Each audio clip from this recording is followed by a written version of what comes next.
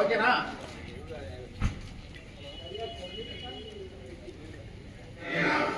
మా డబ్బులు మాకు ఇచ్చింది కాబట్టి తెలుగుదేశం పార్టీ అన్యాయం జరిగితే ఆత్మహత్య చేసుకొని వచ్చిపోతా దాని బాధ్యత ఎమ్మెల్యే గారు మీ పొత్తులు మీ 8 మంది బాధ్యత వహించాల్సి వస్తుంది అంతే.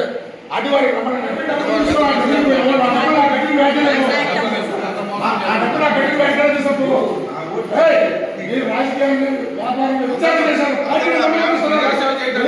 వింజమూరు మండలంలో వింజమూరు ఎంపీపీ గారి మీద అవిశ్వాస తీర్మానం ప్రవేశపెట్టడం జరిగిందండి.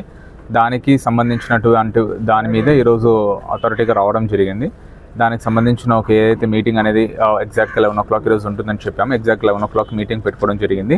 ఆ మీటింగ్ పెట్టుకొని దాని గురించి ఏదైతే అవిశ్వాస తీర్మానం దానికి సంబంధించి ఓటింగ్ అనేది చేయడం జరిగిందండి. ఆ ఓటింగ్ ప్రకారం కూడా దాని గురించి యాక్షన్ తీసుకోవడం జరుగుతుంది. మొత్తం ఈరోజు మనకి మొత్తం ఈ అవిశ్వాస తీర్మానానికి మొత్తం 12 మంది ఎంపీటీసీలు ఉంటే 11 మంది ఎంపీటీసీలు మనకు హాజరయ్యారండి. అవిశ్వాసం నెగ్గిందా సార్? ఈరోజు అయితే అవిశ్వాసం దాని మీద 8 మంది ఈరోజు దానికి అనుకూలంగా అవిశ్వాస తీర్మానానికి అనుకూలంగా ఓటు వేయడం జరిగిందండి. ఇది గవర్నమెంట్ వారికి ఇప్పుడు రాసామండి. యాజ్ పర్ ప్రొసీజర్ ప్రకారం గవర్నమెంట్ వారు ఇక్కడ వేకెన్సీ ఉందని చెప్పేసి ఇక్కడ ఎలక్షన్ కండక్ట్ చేయమని చెప్పేసి మన పంచాయతీరాజ్ వాళ్ళు ఇవ్వడం జరుగుతుంది. దాన్ని బట్టి జరుగుతుంది.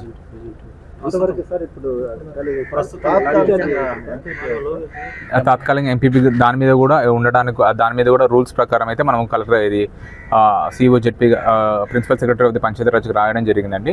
వాళ్ళు వచ్చేసి కలెక్టర్ గారికి కలెక్టర్ గారితో చెప్పడం జరుగుతుంది. కలెక్టర్ గారికి మనం కూడా లెటర్ రాసి కలెక్టర్ గారి ఆదేశాల ప్రకారం ఎవరైతే ఉన్నారో వాళ్ళ రూల్స్ ప్రకారం అయితే వైస్ ఎంపీపీ ఎవరైతే ఉన్నారో వాళ్ళు ఇన్ఛార్జ్ పెట్టడం జరుగుతుందండి.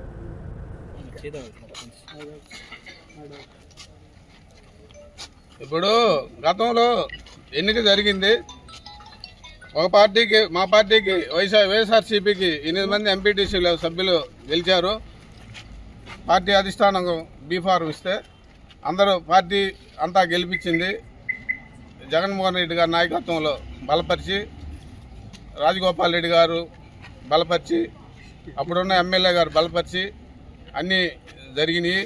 కానీ మధ్యలో ఆ ఎంపీటీసీ సభ్యులు ప్రలోభాలకు గురిపెట్టి వాళ్ళ ఆర్థిక అవసరాలని అలుసుగా తీసుకొని కొంతమంది వాళ్ళ ప్రలోభాలకి గురి చేసి వాళ్ళకి దానం ఏదో ఒకటి చేసి ఆశ చూపి మేము మీకు మిద్దెలు మేడలు అంబానీలాగా పెద్ద బిల్డింగ్ కట్టిస్తాము అవి చెప్పి ప్రలోభాలు చేసి వాళ్ళు కూడా ఏం చేసింది లేదు.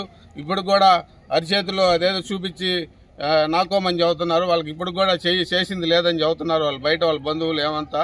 కానీ వాళ్ళని ఆ విధంగా 15 రోజుల నుంచి ఊర్లో లేకుండా తల్లిదండ్రుల్ని పిల్లల్ని అందరిని వదిలేసి వాళ్ళని ఎక్కడో కిడ్నాప్ చేసి దాచిపెట్టుకొని వాళ్ళ కాల్ డేటా కూడా చూసి వాళ్ళు ఎక్కడెక్కడున్నారో అవన్నీ తెలుసుకొని వాళ్ళ మీద చర్యలు తీసుకోవాలని అధికారులందరికీ విన్నవిస్తున్నాము.